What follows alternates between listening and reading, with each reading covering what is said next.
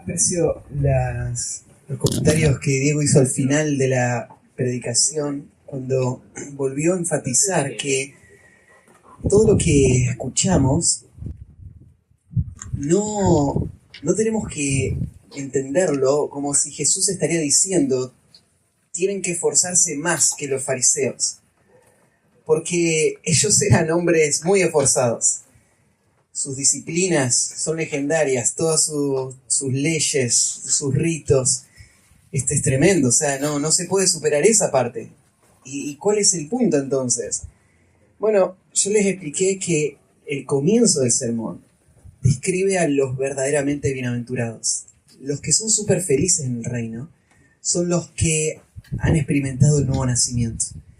El nuevo nacimiento hace que el corazón busque la santidad realmente, y no solamente una fachada, una apariencia superficial, sino que odie el pecado y ame a Cristo. Y cuando eso está ahí en el corazón, lo demás viene siguiendo esa realidad inicial, ¿no? Una convicción y un deseo de vivir para la gloria de Dios. Entonces, el Sermón del Monte no es el sermón de un nuevo sistema religioso, sino que es el sermón de una nueva realidad espiritual, de un cambio, de una transformación que hace posible que el pueblo de Dios disfrute de todas las bendiciones que Dios les da por gracia. Entonces, lo que veíamos es una imagen de cómo se ve una persona convertida, un verdadero hijo de Dios. Hay mucha confusión en esto, ¿no? Y aún en el recreo hablaba con algunos, donde es fácil creerse la mentira de que uno es salvo y poner el patrón o la evaluación en el lugar equivocado. Acá Jesús nos da su versión, cómo se ve una persona salva, cómo se vería en el día a día, cómo se ve acá en la forma en la que él actúa en la lucha con la lujuria.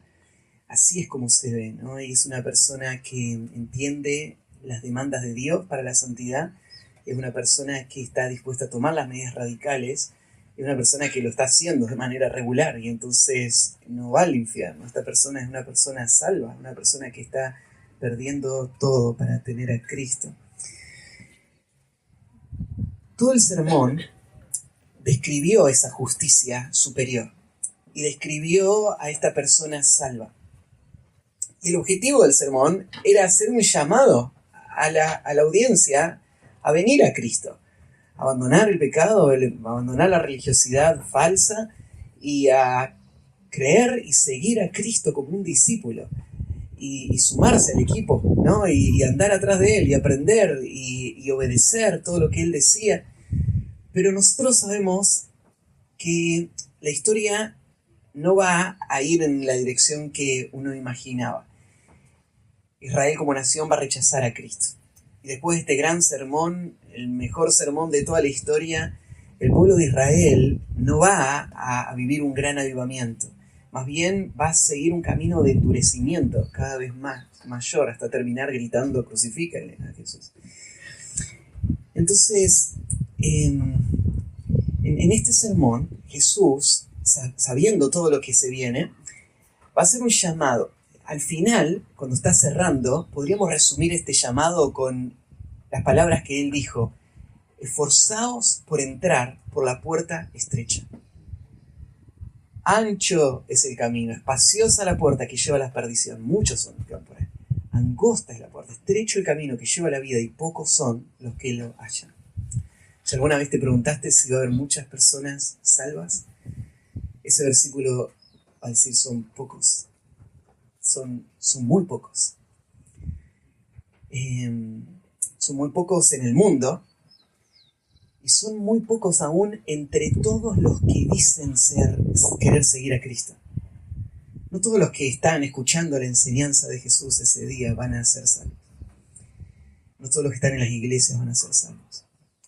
Tenés que saber, son pocos los que se van a salvar. ¿Y por qué se van a salvar pocos? Se van a salvar pocos porque Cristo no les salvó, porque Él no les llamó, porque no hay una oportunidad para ellos de ser salvos. No.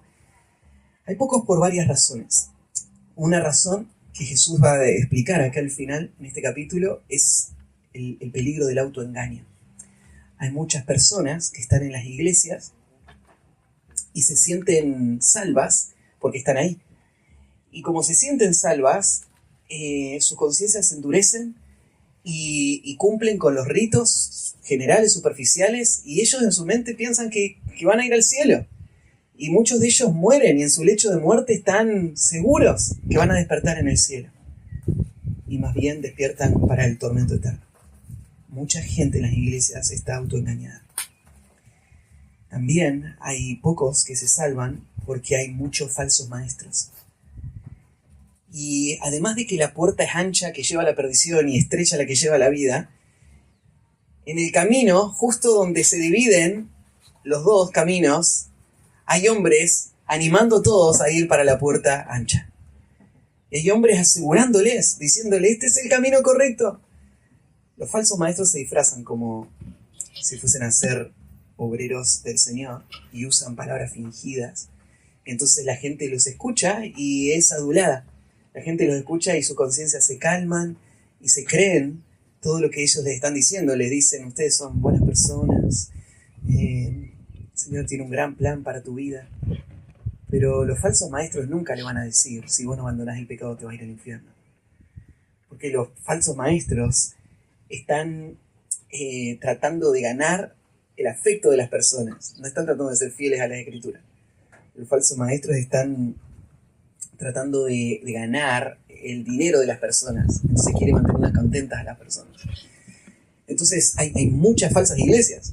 Hay muchos falsos maestros en muchos contextos. Así que hay mucha gente que está creyendo ir para el camino correcto y está yendo hacia su perdición. Ahora Jesús está a punto de cerrar todo el sermón y en esta parte es como en cualquier buena predicación, Jesús está haciendo el llamado. Él está cerrando y no podés solo escuchar lo que Él te va a decir, tenés que hacer algo, tenés que responder. Este es el momento para responder. Y en esta última historia, o la última sección, Él va a hacer este llamado, el llamado contundente. Parte de esta idea general, entren por la puerta estrecha. Y es más, la idea es, esfuércense para entrar por la puerta estrecha. Cuando me acuerdo estudiamos eso en la iglesia, pero ¿cómo es que la salvación no es por gracia? ¿Depende de mi esfuerzo? La idea de esforzarte es entrar por esa puerta, va a ir en contra de todo lo que tu carne quiere, ¿no? Entonces vas a tener que abandonar todo eso. Entrar por la puerta estrecha, mira, entrar al cielo es como una rendija en donde solo entra tu cabeza y vos tenés que pasar por ahí, ¿no? Y la metés y estás presionando y entras todo raspado y lográs cruzar. Entrar al cielo es así. Porque entrar al cielo, vos no podés entrar con nada más. No podés llevarte nada, no podés arrastrar nada, no podés entrar con condiciones, es entrar vos, entrar solo vos, entrar cueste lo que cueste. Y entonces Jesús usa esta terminología, esfuércense para entrar. Y acá está explicando en esta última sección lo importante que es responder a este llamado. Y vamos a leer el pasaje. Y acá Jesús va a mostrar el último peligro. Entonces dijimos, está el peligro de... Perdón, les cierro esto. Está el peligro de engañarme a mí mismo. Está el peligro de los falsos maestros. Y ahora está este peligro. El peligro es de ser un oyente pasivo. El peligro es de creer que lo que yo sé determina quién soy. Y entonces si yo escucho la verdad y asiento a la verdad, entonces significa que he creído la verdad. Y por lo tanto estoy en el camino correcto. Y Jesús dice, el verdadero parámetro para medir quién sos no es lo que vos tenés en tu mente, lo que estás escuchando, sino que es lo que estás haciendo. Por tus obras, vos vas a evidenciar quién sos realmente. Este es un principio en muchos pasajes. Pero acá Jesús está advirtiendo del peligro de personas que están expuestos a la enseñanza correcta, que están en su mente asimilándolo, pero que no dan el paso que sigue de responder en obediencia. Y este sería el peligro. Esta persona también va a terminar en la destrucción. Esta persona también va a terminar en la condena eterna. Y entonces Jesús va a hacer ese último llamado, el llamado a ser un hacedor de la palabra y no solo un oidor. Leemos, dice el versículo 24. Cualquiera pues que me oye estas palabras y las hace, le compararé a un hombre prudente que edificó su casa sobre la roca. Descendió lluvia, y vinieron ríos, y soplaron vientos, y golpearon contra aquella casa, y no cayó, porque estaba fundada sobre la roca. Pero cualquiera que me oye estas palabras, y no las hace, le compararé a un hombre insensato, que edificó su casa sobre la arena. Y descendió lluvia, y vinieron ríos, y soplaron vientos, y dieron con ímpetu contra aquella casa, y cayó, y fue grande su ruina. Y cuando terminó Jesús estas palabras, la gente se admiraba de su doctrina, porque les enseñaba como quien tiene autoridad y no como los escribas.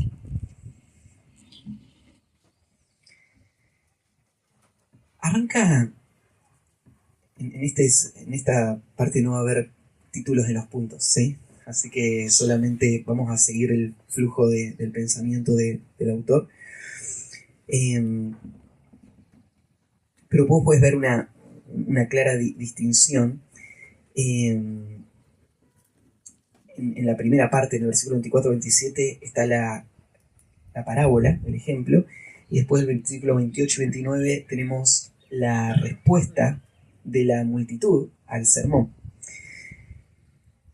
En esta parábola, Jesús entonces está mostrando este peligro, la tragedia del oyente pasivo. Y arranca: cualquiera pues que me oye estas palabras.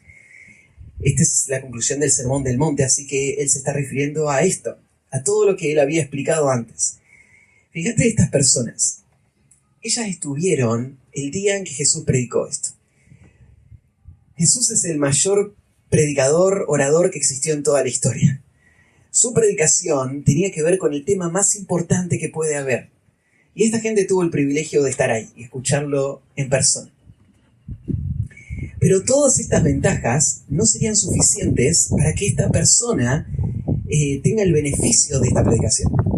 Esta predicación no iba a ayudar en nada, no iba a servir de nada, con todas esas bendiciones que implicaron, no iba a ayudar de nada si estas personas no respondían con obediencia. Por eso Jesús habla de la persona que escucha esas palabras y arranca describiendo a una, y es la persona que escucha y las hace.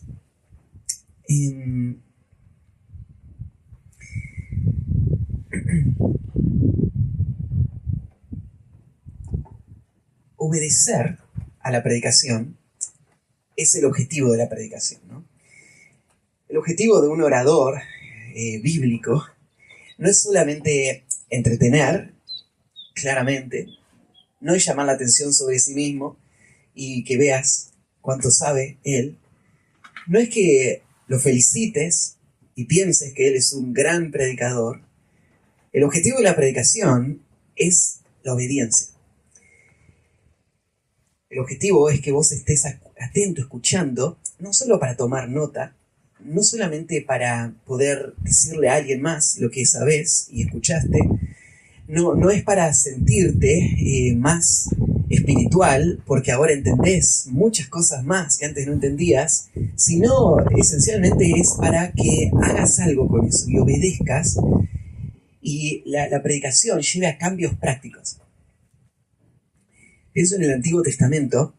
Todo el libro de Deuteronomio es una gran predicación. De hecho, 3 predicaciones que están registradas ahí, pero que fueron dadas oralmente originalmente. Entonces, en estas 3 predicaciones, Moisés está llamando a Israel a obedecer al mandato de entrar a la tierra y conquistarla, a que crean en las promesas de Dios. Y entonces les argumentó esto, les explicó, les llamó a responder al pacto y a la gracia del Señor en sus vidas. Y en ese libro, ahí en Deuteronomio 28:15, hay un ejemplo de lo importante que es obedecer. Moisés dice, pero acontecerá, si no oyeres la voz de Jehová tu Dios, para procurar cumplir todos sus mandamientos y sus estatutos que yo te intimo hoy, que vendrán sobre ti, 28:15, vendrán sobre ti todas estas maldiciones y te alcanzarán.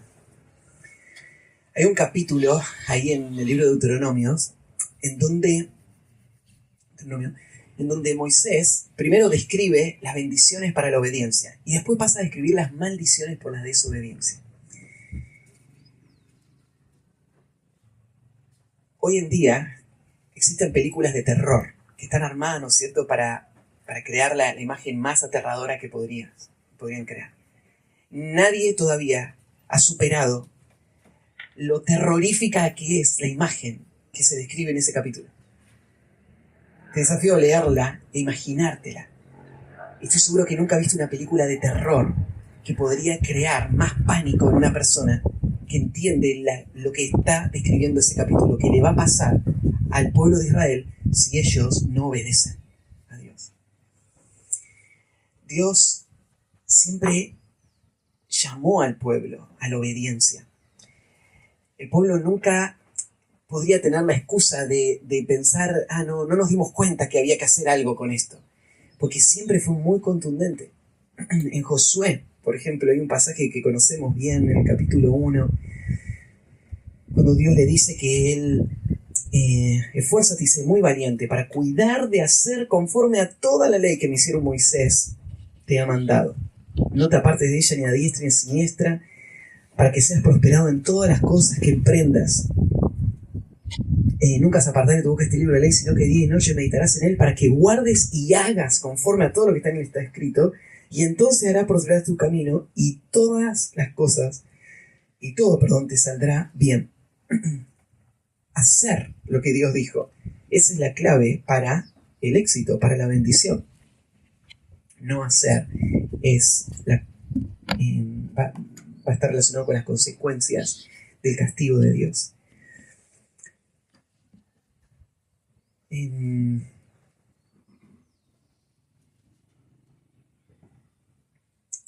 Ahí en Hechos capítulo 9, versículo 6 también, en la conversión de Pablo, hay una expresión que él usa cuando él escucha a Cristo decir quién es y confrontarle con dónde está Pablo. La respuesta inmediata de Pablo fue, y temblando y temeroso, dijo, Señor, ¿qué quieres que yo haga? El Señor le dijo, levántate y entra a la ciudad, y se te dirá lo que debes hacer. Y te lo cito para que entiendas, para que recordemos esto. La conversión de una persona, cuando alguien entiende el Evangelio, es un cambio de desobediencia a obediencia. Es un cambio de autonomía a sujeción. La expresión que sigue a invocar el nombre del Señor es, Señor, ¿qué quieres que yo haga? Esas palabras no siempre las decimos oralmente, en voz alta, pero es la actitud interna de todo creyente. La verdadera fe y la verdadera conversión se ve no solamente en que una persona no quiere ir al infierno, sino que ahora ha rendido su voluntad completamente a Dios. Y ahora ve a Dios como la autoridad para su vida. Le llama Señor y se pone bajo sus órdenes. ¿Qué quieres que yo haga? Entonces, en un sentido, cuando vos te sentás en una predicación y vas a escuchar a Dios hablarte, lo que estás diciendo es lo que Pablo dijo ese día, ¿no? Señor, ¿qué quieres que yo haga? Y vos estás listo para recibir las directivas y inmediatamente salir a obedecerlas. Este es el patrón. Esta es la conducta de un hijo de Dios. Ahora, vos sabés que el hijo de Dios lucha también con su pecado y no siempre somos prontos para hacer.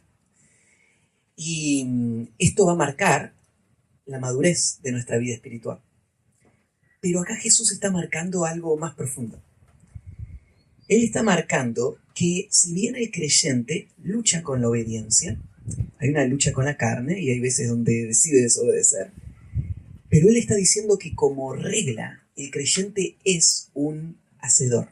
El creyente es obediente. La obediencia le caracteriza. La desobediencia es lo extraño, es lo raro. Y la advertencia sería que una persona pueda caer en este engaño tal en donde él se crea un creyente desobediente. No hay creyentes desobedientes, hay creyentes que desobedecen, pero los creyentes son obedientes por naturaleza. ¿Sí? Y por eso Jesús está describiendo acá al que es parte del reino, al que está disfrutando de las bendiciones del reino, como alguien que escucha y hace todas las cosas que Jesús mandó. Esto incluye, ¿no es cierto?, lo que leímos lo que hablamos antes, cuando hablamos sobre la santidad, ¿no?, y la lucha con el pecado. Bueno, Jesús habló muchas cosas más en el Sermón del Monte. Todo eso esta persona lo hace, y todo lo que Jesús dice. Primera de Juan, si te parece tal vez un poco radical esto, ¿no es cierto?, que el creyente es por naturaleza obediente y el creyente no es desobediente, sino que desobedece. Mirá lo que dice Juan, 1 Juan 2:3. 1 Juan 2:3 dice: y en esto sabemos que nosotros le conocemos, si sabemos sus mandamientos. Dice: si escuchamos sus mandamientos, si memorizamos sus mandamientos, si anotamos sus mandamientos, si compartimos sus mandamientos. No, si guardamos sus mandamientos. El que dice yo le conozco y no guarda sus mandamientos, el tal es mentiroso, y la verdad no está en él. Pero el que guarda su palabra, en este verdaderamente el amor de Dios se ha perfeccionado. Por esto sabemos que estamos en él. El que dice que permanece en él debe andar como él anduvo. Obediencia. Obediencia es la marca. Esta es la expectativa. Así es como debemos vivir. Entonces, ahí está apuntando Jesús. Entonces, él está hablando ahora de un creyente. Un hombre que escucha y hace. Y a él, dice, le compararé a un hombre prudente. Este es un hombre que tiene entendimiento, que piensa, que razona. O podríamos pensar, la prudencia es la cualidad de el hombre que ajusta su vida a la sabiduría del cielo. Es una persona que ha absorbido la verdad, que la discierne, pero es más que solamente entendimiento, sino que él puede tomar decisiones que son consistentes con la sabiduría bíblica. Él es una persona prudente. Entonces toma buenas decisiones, acertadas en cada área de su vida. Y acá Jesús está hablando de un hombre prudente que construye, es un constructor. Él va a edificar su casa sobre la roca. Este es uno de los pasajes más torcidos y mal interpretados de todo el Sermón del Monte. Tal vez has escuchado en las historias para niños esta historia, y en general lo que se suele decir, ¿y qué significa? ¿O a qué se refiere esta historia? Bueno, esto significa que tenemos que construir nuestra casa sobre la roca. ¿Y quién es la roca? Es Jesús, la roca. Jesús no es la roca. Ahora, no me trates de hereje. Hay otros pasajes que hablan de Jesús como una roca. Ciertamente, Él es la piedra fundamental. Pero en esta historia Jesús no representa esa roca. Si no es Jesús la roca, ¿quién es la roca? Bueno, presta atención. El que oye y hace, le voy a comparar a un hombre que edificó su casa sobre la roca. La roca es el obedecer lo que Jesús dijo.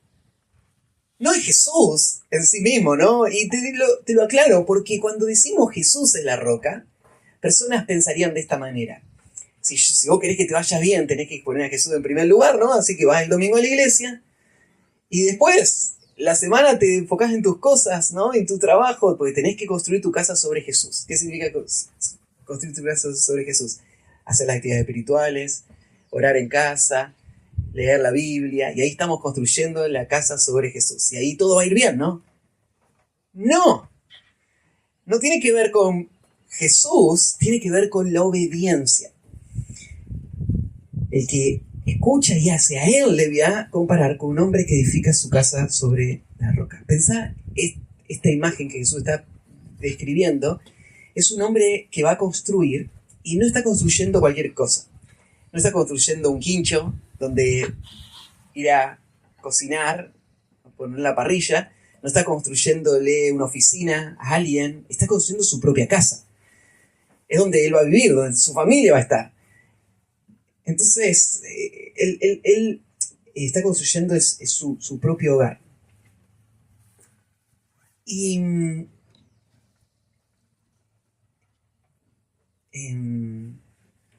cuando habla de la roca, acá, no es que este hombre se fue una piedra gigante y la construyó, sino que la imagen es la de el pueblo ahí en Israel. El terreno es muy rocoso y en algunos lugares hay una capa de tierra arriba, pero si uno cava llega a una zona que es todo piedra. Entonces lo que estos hombres hacían era poner el fundamento hasta ese punto para darle firmeza y estabilidad al edificio. Entonces uno cavaba hasta la piedra. La piedra era, no era una pequeña piedra, era toda una base de piedra gigante de kilómetros de tamaño, ¿no es cierto? Era algo muy masivo. Entonces era cavar hasta ahí y poner el fundamento en la piedra.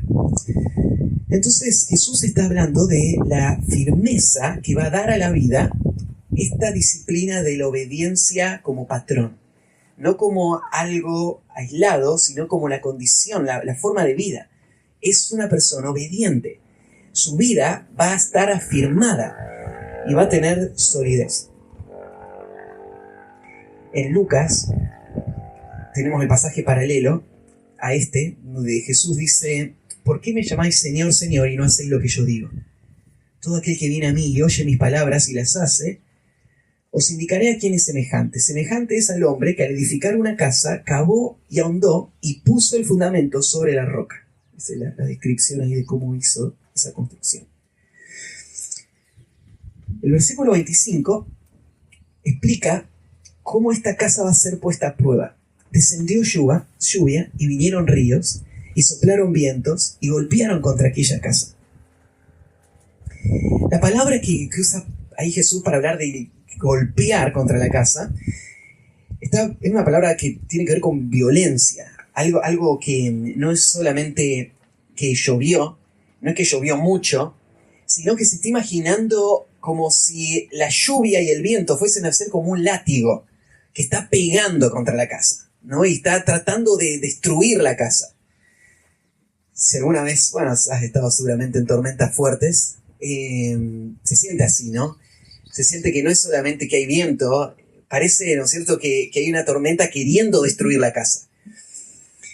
Y este es el cuadro. La lluvia, los vientos soplaron y golpearon contra aquella casa.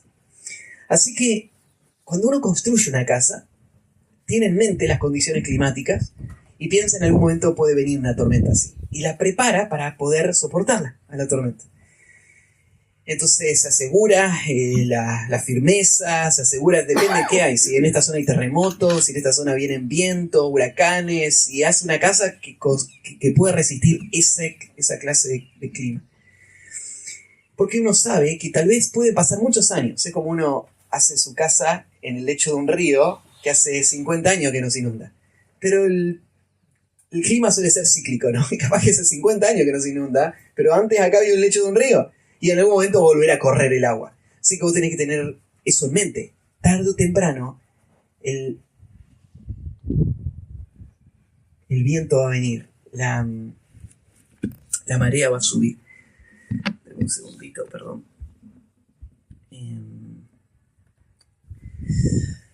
Lo siento. Se acabó la batería del iPad. Acá seguimos con el celular. Entonces,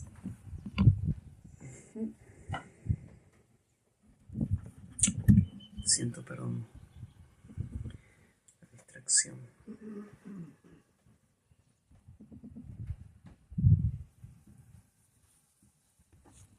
Ahora sí.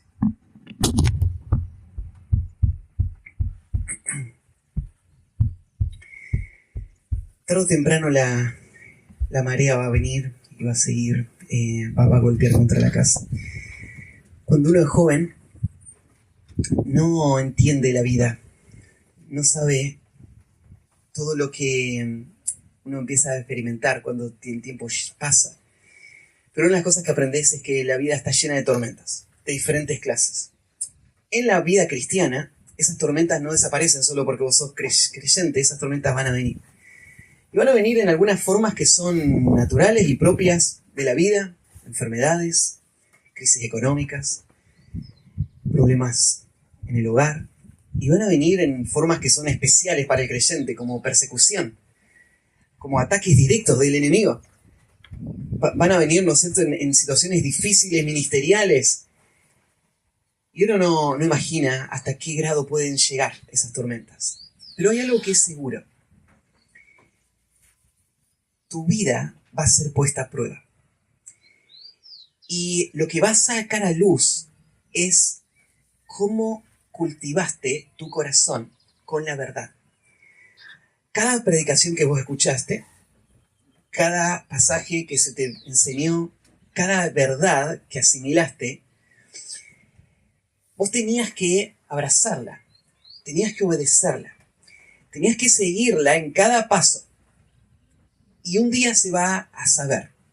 Y se va a saber cuando venga el momento de la prueba. Esta prueba va a mostrar si eso era solo conocimiento o si era verdadera fe. Esa prueba va a mostrar si eso era solo una teoría o si tu vida se había ejercitado en estas disciplinas para poder ahora responder a esta situación. Pero fíjate que cuando Jesús describe esto, Él da por hecho que esto va a pasar. El viento va a venir, los ríos, las lluvias. Uno podría pensar en historias bíblicas como la de Job. Ahí tenés una descripción de una tormenta. Una gran tormenta.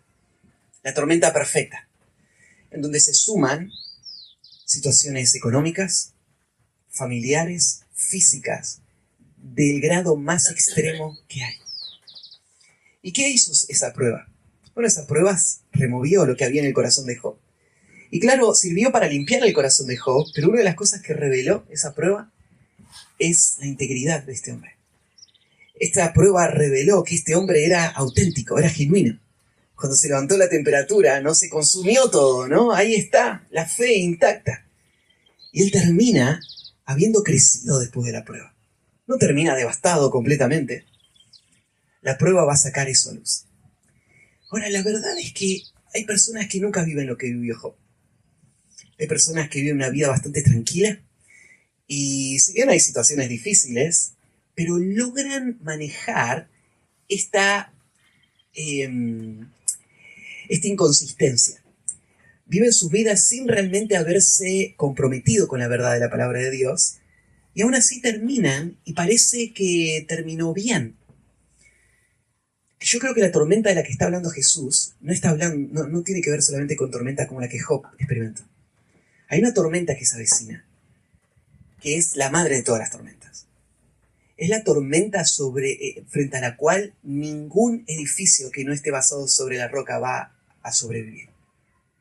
Es la tormenta del juicio final. Es la tormenta cuando todo se evidencie y se ponga a prueba la realidad. Cada pensamiento, cada palabra, cada intención, todo está a la vista de Dios. Y ese día, Dios que sabe todas las cosas, va a dar el veredicto final sobre nuestra vida. Entonces una persona puede aún arreglárselas para manejar una falta de obediencia a Dios durante toda su vida.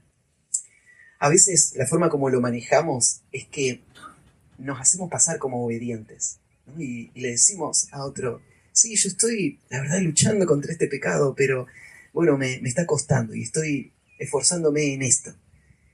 Y puede ser que hay algunas cosas que estoy haciendo, pero eso que estoy haciendo es solamente mi excusa para complacer a alguien, pero no hay obediencia real. Porque en la obediencia real hubiese requerido otros pasos que no estoy dispuesto a dar. La obediencia real no es una obediencia que puedo manejar, que puedo administrar. Es obediencia o desobediencia. no hay obediencia parcial, no existe tal cosa, ¿no? No puedo obedecer en ciertas áreas de mi vida mientras controlo otras áreas de mi vida. O yo me sujeto completamente a Cristo o la estoy manejando yo mi vida como yo quiero. Y esto es lo que separa a los salvos de los no salvos. Y hay personas que no son salvas y que dan la apariencia de obediencia, pero no es verdadera obediencia. Y esto un día va a salir a luz. Ya sea porque un día va a venir la presión y la prueba, y entonces tarde o temprano la persona va a decir, ya está, ¿no es cierto? Ya no tiene ningún sentido seguir intentándolo, o porque el día del juicio lo va a revelar. Pienso en historias tristes como pastor. Por ejemplo, una situación en donde alguien es descubierto en un pecado y su primera reacción es, sí, estoy mal, estoy arrepentido, quiero que me ayuden. Pero claro, el pecado es tan público y tiene tantas consecuencias que esto va a ser muy duro. Entonces, a medida que esta persona empieza a enfrentar esto, se pone a prueba las verdaderas motivaciones del corazón. Entonces, una persona, por ejemplo, que por años estuvo intentando proteger su imagen y de repente ahora todo este pecado sale a luz. Eso que él pensaba proteger su imagen, nadie lo sabía. Pero ahora va a ser puesto a prueba si él ama a Cristo o ama su imagen. Y va a ser puesto a prueba en esto, porque ahora todos saben lo que pasó. Y ahora él está al descubierto. Y la vergüenza va a poner a prueba si su intención es vivir una vida santa, su intención es convencernos a todos de que él era algo que no era. Tal vez para una persona, él estaba dispuesto a hacer cierto esfuerzo para poder ganar una posición, ¿no? Y tener un ministerio. Y de repente hay una caída que ahora hace que él nunca más en toda su vida pueda aspirar al ministerio pastoral. Y ahora va a ser puesto a prueba. ¿Cuál era tu motivación real? ¿Vos querías vivir una vida de santidad que honra a Dios? ¿O vos estabas fingiendo delante nuestro para poder ganar una posición para tus propios intereses? Claro, las pruebas van a sacar a luz lo que hay en el corazón y la forma en la que yo respondía a la verdad. Nadie sabía cuando yo estaba escuchando la predicación cómo le estaba escuchando y cómo la estaba llevando a la vida práctica. Pero la tormenta lo va a evidenciar. Entonces, para esta persona que escuchó y obedeció, vino la tormenta y dice, y no cayó porque estaba fundada sobre la roca. ¡Qué promesa tremenda! De hecho, esto es un hecho, no es una promesa, no caerá, no está hablándolo en esos términos, pero Jesús está describiendo a esta persona que no se derrumba, no se desploma. La fe verdadera es una fe que se puede sostener en los momentos más difíciles. Y son esos momentos los que van a sacar a luz esa realidad o no de la prueba. Entonces, no cayó porque estaba fundada sobre la roca.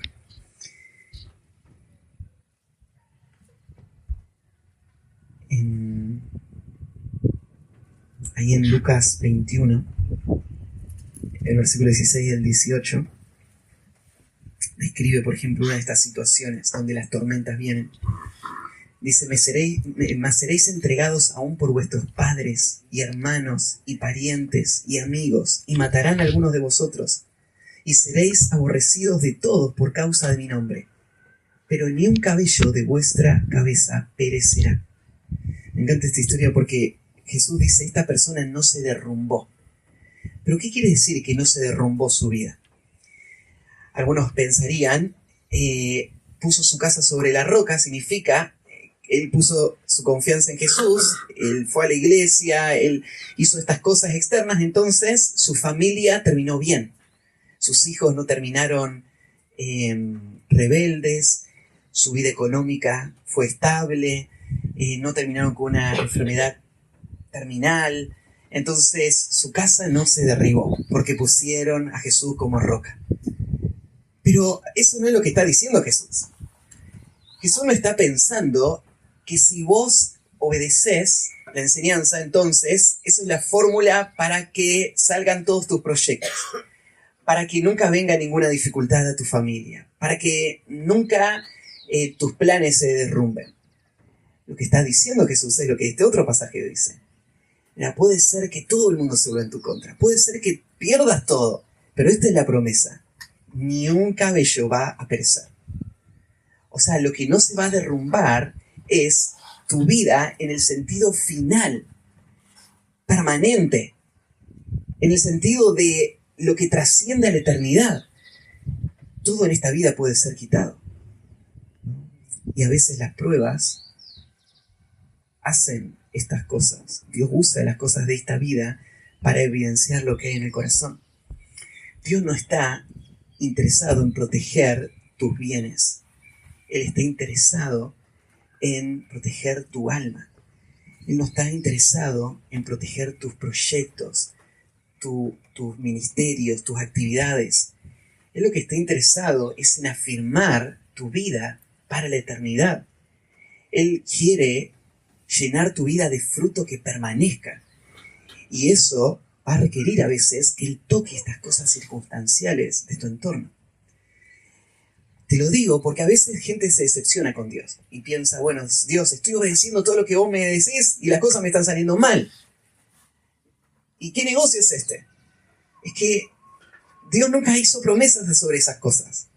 Dios hizo promesas sobre lo que trasciende. Tu alma va a ser guardada.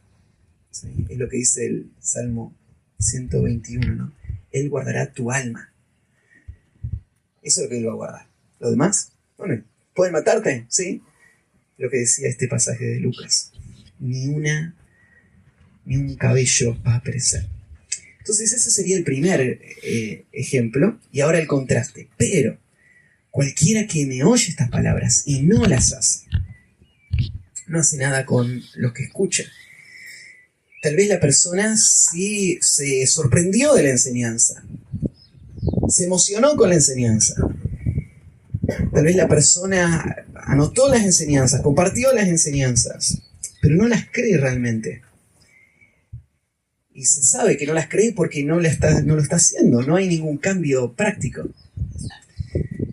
Hablaba con alguien hace un tiempito atrás y la persona me decía, yo veo que este es mi problema. Yo entiendo. Cuando estoy en la predicación, siento convicción. Y me duele el pecado. Y yo pienso que quiero abandonarlo. El problema es que me doy cuenta que no estoy haciendo nada práctico. Me doy cuenta que vuelvo a la misma rutina. Y entonces solo dura ese momento la convicción. Pero no me lleva a cambios permanentes. De esta persona está hablando Jesús. Está hablando de la persona que oye y no hace.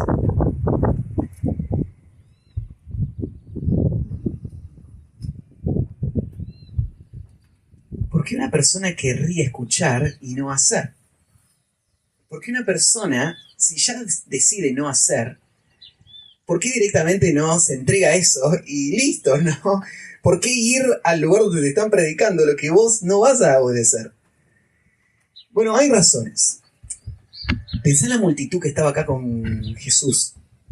Ellos estaban admirados de Jesús. Era la sensación del momento. Así que era la persona popular. Fueron a escucharlo. Jesús les daba beneficios, les alimentaba, les sanaba. Así que había buenas razones para ir.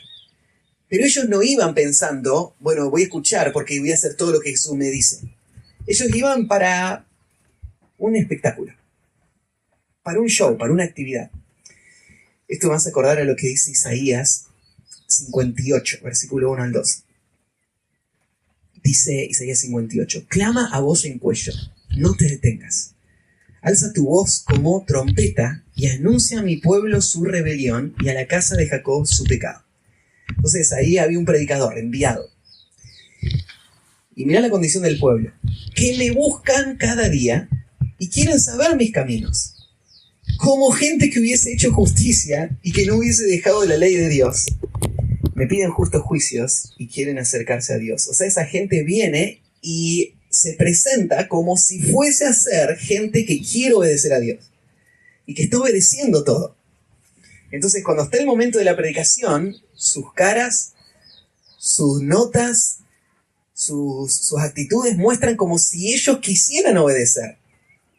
Pero le dice Dios a Isaías, no te dejes engañar. Es solamente fingido. En Ezequiel 33, versículo 31, le explica a Ezequiel también cómo es esta gente. Y dice, y vendrán a ti como viene el pueblo, y estarán delante de ti como pueblo mío, y oirán tus palabras, y no las pondrán por obra. Antes hacen halagos con sus bocas. O sea, cuando termina la predicación, vienen y te dicen, muy buena la predicación. El corazón de ellos anda en pos de la avaricia. Mientras hacen halago con la boca, el corazón ya decidió el camino que quiere seguir. Aman este mundo, aman las cosas de este mundo, aman el dinero. Y he aquí, tú eres a ellos como cantor de amores, hermoso de voz y que canta bien. Y oirán tus palabras, pero no las pondrán por obras. Qué tremendo recibir esta tarea. Que te manden a predicar y te digan, mira, vos para ellos vas a ser solamente como un cantante. Van a escuchar un show, como alguien va a mirar una obra de teatro, un partido de fútbol, y se vuelven a su vida normal después. Todo terminó ahí, es el evento nomás. No hay nada después, nada de obediencia, nada va a cambiar. Bueno, eso va a ser vos. Vos vas a predicar y ellos solo van a escucharte de esa manera. Dios iba a juzgar a Israel por esto.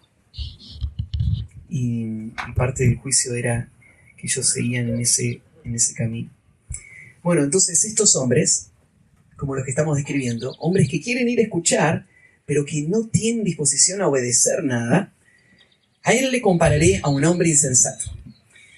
La palabra insensato es dura. Nosotros no lo usamos mucho, entonces no nos choca. Pero si yo diría la palabra tonto, por ejemplo, a vos te chocaría, ¿no? Dirías, ¿cómo Jesús le va a decir a gente que son tontas? Pero la palabra insensato tiene que ver con esto, ¿no? Con una persona necia. Tal vez en el Antiguo Testamento se usa mucho de esta otra palabra.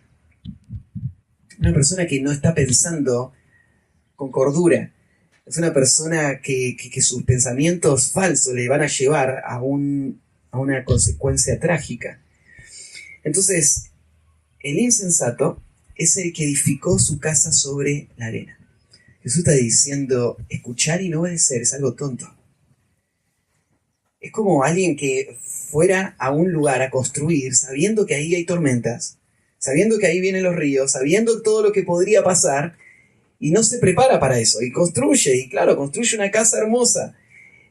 Lo que hace es que la construye sin un fundamento sólido.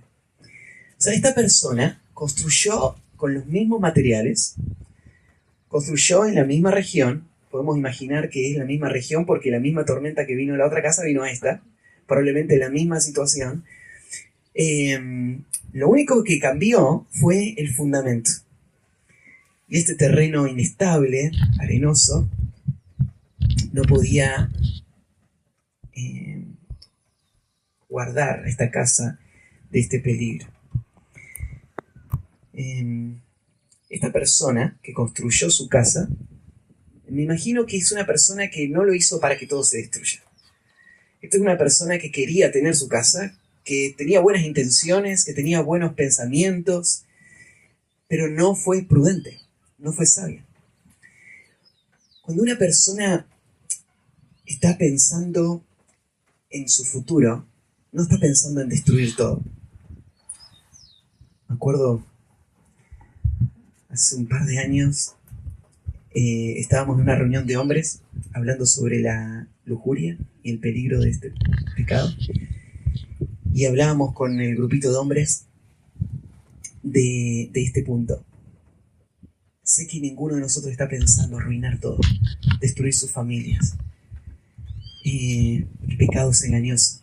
Y como vos respondas a la enseñanza de la palabra de Dios, si vas a obedecer o no, va a marcar cómo va a terminar tu vida. No vayamos en esa dirección. Antes que termine ese año, uno de esos hombres que estaban ahí terminó destruyendo toda su familia. Una relación de adulterio, encubierto por meses, que fue descubierto y terminó poniendo una bomba y destruyendo todo en su hogar. En esa reunión donde compartíamos. Nadie arranca su vida queriendo arruinarla por completo, ¿no? Pero Jesús advierte, intenciones no alcanzan para proteger una vida. ¿Qué es lo que va a guardar tu vida del desastre total? Es la forma como respondes a la enseñanza. Si vos escuchás y obedeces, tu vida va a ser como la de uno que puso su casa sobre una roca. Si no, tu casa está solamente a la espera, como una bomba de tiempo, de la tragedia, de la destrucción. Y si no es en esta vida, va a ser en la próxima. Entonces, descendió la lluvia y vinieron ríos y soplaron vientos y dieron con ímpetu contra aquella casa. Las mismas palabras se usan acá en el original que en el caso anterior. La única diferencia es que después, en el caso anterior dice y no cayó, y acá dice y cayó. Lo único que falta es ese no. Todo lo demás es palabra por palabra idéntico. Y cayó, y fue grande su ruina. Hay un énfasis que Jesús hace acerca de la destrucción y el grado de destrucción que produce. Grande fue la ruina. Mega, ¿no es cierto? Una mega ruina fue esta. ¿Sí? No fue solamente un problema, no fue una limitación, fue la ruina total. Así que, si hacemos una comparación entre estos dos constructores, podríamos ver que estos dos constructores tenían el mismo objetivo, estaban en una misma ubicación, hicieron una misma construcción, hicieron su casa. La diferencia podría ser una diferencia sutil, que no se ve a simple vista, pero que está ahí abajo, ¿no? La diferencia entre dos hombres es que un hombre era sabio y el otro era necio. Uno es un hombre que entendía cómo debía ser hecha esta construcción y el otro no. Y esto tiene que ver con la condición de una persona. Cuando vos lees Proverbios y te describe al necio, es tremendo, ¿no? Te dice, por ejemplo, que el necio, aunque vos lo agarres con ramas de espinos y se las des por la espalda, no vas a lograr que deje de ser necio. No hay esperanza para el necio. El necio no cambia. ¿Por qué? Porque el necio no es una conducta. Tiene que ver con una condición del corazón. El necio, por ejemplo, es una persona que no admite corrección porque él se cree más sabio que todos los demás. Entonces, ¿cómo le ayudas a esa persona? Le digas lo que le digas, si él está de acuerdo, lo acepta, pero si él está de desacuerdo, no lo vas a convencer nunca. Entonces, ¿cómo le guías al evangelio a un necio? ¿Cómo le guías a abandonar el pecado a un necio? No hay esperanza, el necio está totalmente perdido. La única esperanza del necio es que deje de ser necio. ¿Y cómo deja de ser necio? ¿Le puedo enseñar la Biblia? No va a dejar de ser necio. ¿Le puedo pegar con espino y no va a dejar de ser necio? No deja de ser necio el necio. Y entonces, la única esperanza para el necio es un milagro. Es un cambio de corazón. La única esperanza del necio es que ese corazón endurecido, cerrado, cambie. Y ahora sea permeable, absorba la verdad y la quiera vivir y se vuelva un sabio. En el mundo solo hay sabios y necios. No hay términos intermedios. Y podríamos decir así, hay salvos y no salvos. Hay personas que se manejan como si se las saben todas y personas que confían completamente en la palabra de Dios. Estos son los dos mundos. Y Jesús está describiendo, estas son las dos clases de personas. Y esto va a salir a luz en el momento de la prueba. ¿Quién es la persona? Se apoya en su propia prudencia, en su propio pensamiento. Confía en la palabra de Dios. Uno es necio y otro sabio. Y la otra diferencia obvia es donde construyen, ¿no? Uno obedece, el otro no obedece. Entonces la prueba después lo va a sacar a luz. Así que ahí están las dos personas en esta parábola. Y con eso termina todo el Sermón del Monte. Y llegamos al versículo 28 y vemos la conclusión. Y uno imagina qué pasaría si Jesús estaría acá predicando. A veces, no sé, yo estoy enseñándoles este pasaje y pienso, ¿qué podría hacer yo para cambiar el corazón? Para ayudarles, para afirmarles. No puedo hacer nada. Lo que puedo hacer es abrir la Biblia y decirles la verdad. Pero hay muchas cosas que hago como predicador que se podrían hacer mucho mejor, ¿no? No soy un gran predicador. Y podría pensar, bueno, tal vez por eso las personas no cambian. Tal vez las personas no cambian porque no estoy enseñándoles bien. A veces cuando veo vidas de personas que colapsan completamente, cuando veo que una persona, de repente, habiendo yo pensado que era mi hermano en la fe, evidencia de que no, toda su vida fue una hipocresía total, pienso que hice mal, que le enseñé, que no estuvo, o sea, que no le enseñé, de qué forma le podría haber enseñado distinto. Y este pasaje nos echa luz sobre esto. Acá tenés al mejor predicador de todos, predicando la palabra de Dios sin ninguna adulteración. Es la palabra de Dios no adulterada. ¿Cómo va a responder la multitud? Y cuando terminó Jesús estas palabras, la gente se admiraba de su doctrina, porque les enseñaba como quien tiene autoridad y no como los escribas. Pues, ¿qué tiene de malo eso? Este es el mejor cierre del Sermón del Monte. La gente está sorprendida. La gente sigue hablando de lo grandiosa que fue la predicación. La gente está alabando a Jesús. Nadie jamás predicó como Él. Él es el mejor que hemos escuchado. Pero hay un pequeño detalle que falta en esta conclusión. Que haya dicho Mateo, la gente dejó sus caminos perversos y se volvieron a Cristo y empezaron a seguirlo. O la gente cambió en estos puntos, ¿no es cierto? Y que Mateo nos haya dado una descripción de todas las cosas que Jesús había enseñado y ahora la gente ya no las hace más. Las cambiaron. Pero nada de eso dice Mateo. ¿Sabes por qué? Porque no pasó. Esta gente no hizo nada. Se admiró. Alabó al Señor. Nunca escuchamos una predicación así. Jesús les habla como quien tiene autoridad y no como los escribas. Claro, él está hablando de la palabra de Dios. No está apoyándose en ideas humanas. Pero justamente ellos se volvieron en una ilustración práctica de esa última parte de la predicación de Jesús. Jesús les advierte y ellos caen en la trampa, sin darse cuenta. Jesús les acaba de decir, cuidado, no se conformen con solo escuchar, obedezcan. Y ellos sin darse cuenta caen en la misma trampa.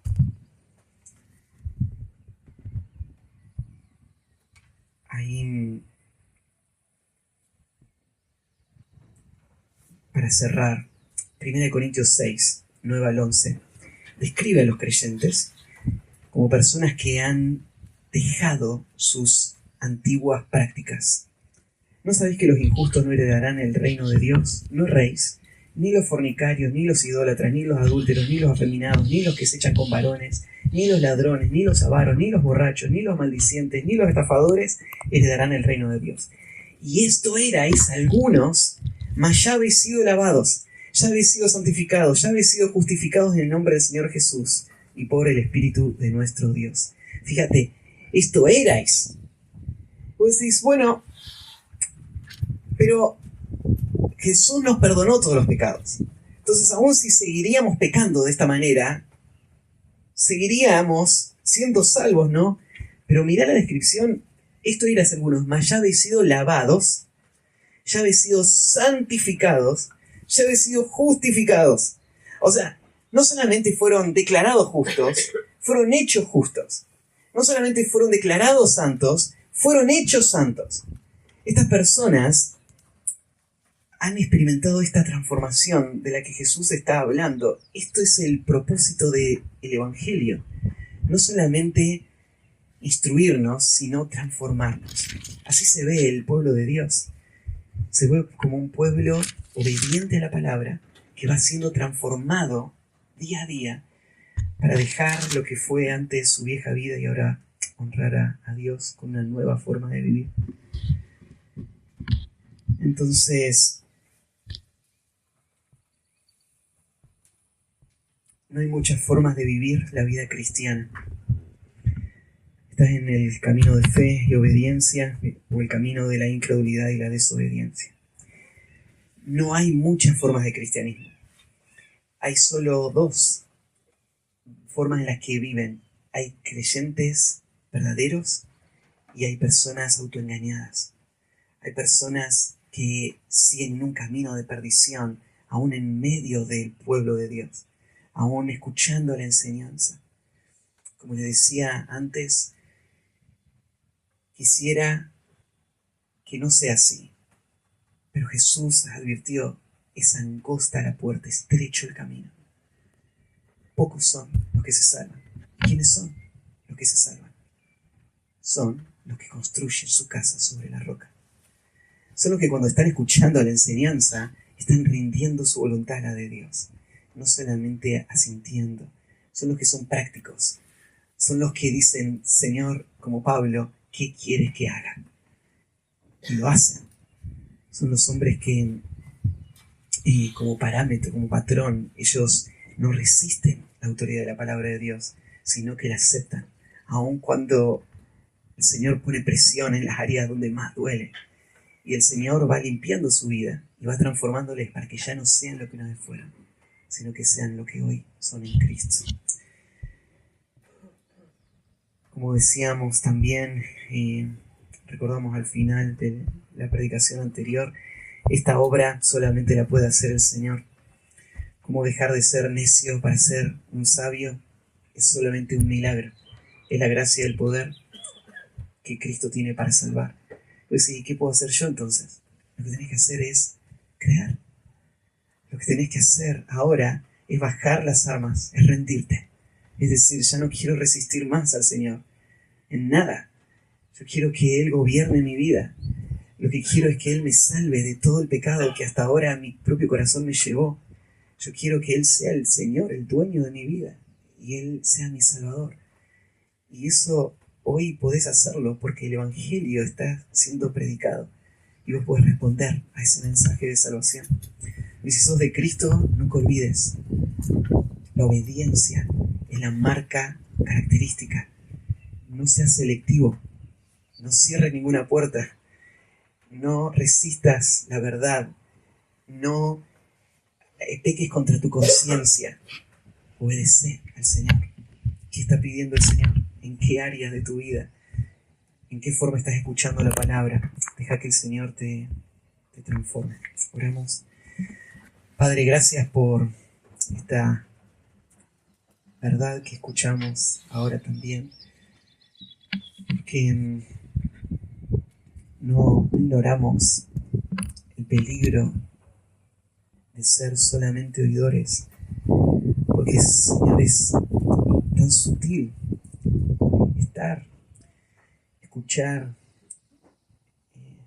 aún poder explicar, pero sin tener la disposición a obedecer. Expon nuestro corazón en las áreas en las que debemos obedecer y no lo estamos haciendo.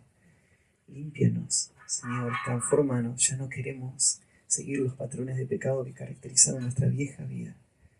Enséñanos. No queremos cerrar nuestro corazón a la verdad. No queremos creernos nuestras propias mentiras. Queremos rendirnos a ti. Ayúdanos, Señor, a vivir para ti en cada área. Y, Señor, te pido por estos hombres. Tú conoces sus corazones. Tú conoces sus luchas. Tú conoces la identidad. Y, Señor, si el autoengaño, Señor, mantiene algún corazón hoy todavía cegado y endurecido, líbrales. Ten misericordia. Obra con tu espíritu. Trae convicción. Y, Señor, permite que puedan responder, concédeles que puedan creer y venir a ti. Gracias por este tiempo y te encomendamos el resto de este día. En nombre de Jesús. Amén.